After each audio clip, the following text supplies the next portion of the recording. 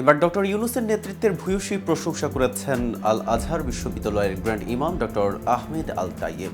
অন্তর্বর্তী সরকারের প্রধান উপদেষ্টা ডক্টর মোহাম্মদ ইউনূসের নেতৃত্বে বাংলাদেশ সমৃদ্ধ হবে এবং উন্নতি করবে বলে আশা প্রকাশ করেছেন তিনি।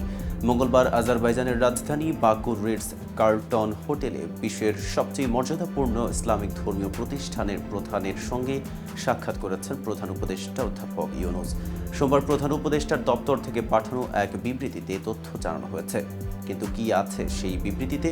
ইউনূসের নেতৃত্বের ভূয়সী প্রশংসা করে কি বলেছেন ইমাম, তা নিয়ে বিস্তারিত থাকছে প্রতিবেদনের বাকি অংশে।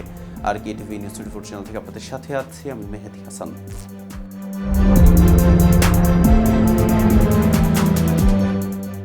বিবৃতিতে বলা হয়, অধ্যাপক ইউনূসকে হাজারো বছরের পুরনো প্রতিষ্ঠান আল আজহার বিশ্ববিদ্যালয়ে বক্তৃতা প্রদানের জন্য আমন্ত্রণ জানান গ্র্যান্ড ইমাম ডক্টর আহমেদ আল তাইয়েব।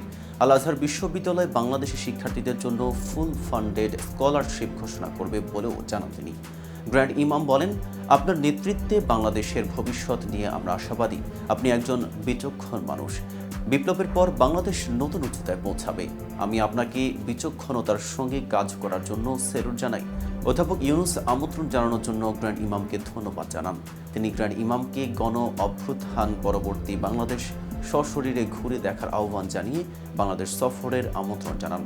বৈঠকে প্রধান উপদেষ্টা গণ অভ্যুত্থান এবং অন্তর্বর্তীকালীন সরকারের গৃহীত সংস্কারের উদ্যোগ নিয়ে কথা বলেন। বাংলাদেশের সংস্কার প্রক্রিয়া সফল হবে বলে প্রত্যাশা জানান গ্র্যান্ড ইমাম।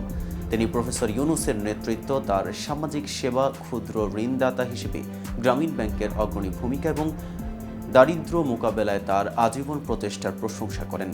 অধ্যাপক ইউনূস আল আজহার বিশ্ববিদ্যালয়ের প্রতি কৃতজ্ঞতা প্রকাশ করেন এবং বাংলাদেশে গত জুলাই আগস্ট মাসে বৈষম্য বিরোধী ছাত্র আন্দোলনের সময় রাজধানী ঢাকার দেয়ালে শিক্ষার্থীদের আঁকা বর্ণিল ও বৈচিত্র্যময় গ্রাফিতি চিত্রের একটি সংকলন দ্য আর্ট অব ট্রায়াম্ফ উপহার দেন।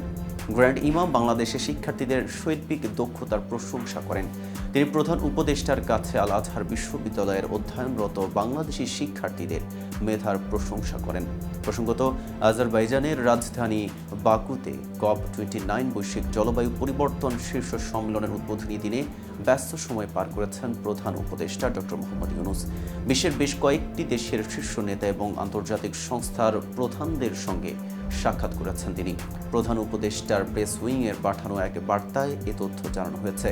বার্তায় বলা হয়েছে, প্রধান উপদেষ্টা COP29 ভেন্যুতে বিশ্ব নেতাদের শীর্ষ সম্মেলনে তুরস্কের রাষ্ট্রপতি রিসেপ তাইপ এরদোয়ান এবং তুর্কি ফার্স্ট লেডির সঙ্গে দেখা করেন। প্রেসিডেন্ট এরদোয়ান তাকে তুরস্ক সফরের আমন্ত্রণ জানান। তিনি গভীর সংস্কার ও সমৃদ্ধ দেশ গড়ার যাত্রায় বাংলাদেশকে সম্ভাব্য সব ধরনের সহায়তার আশ্বাস দেন। ডক্টর ইউনূস তাদের বাংলাদেশ সফরের আমন্ত্রণ জানান। আজ এ পর্যন্তই। সারা দেশের নিত্য নতুন সকল আপডেট পেতে কেটিভি নিউজ 24-এর সাথেই থাকুন।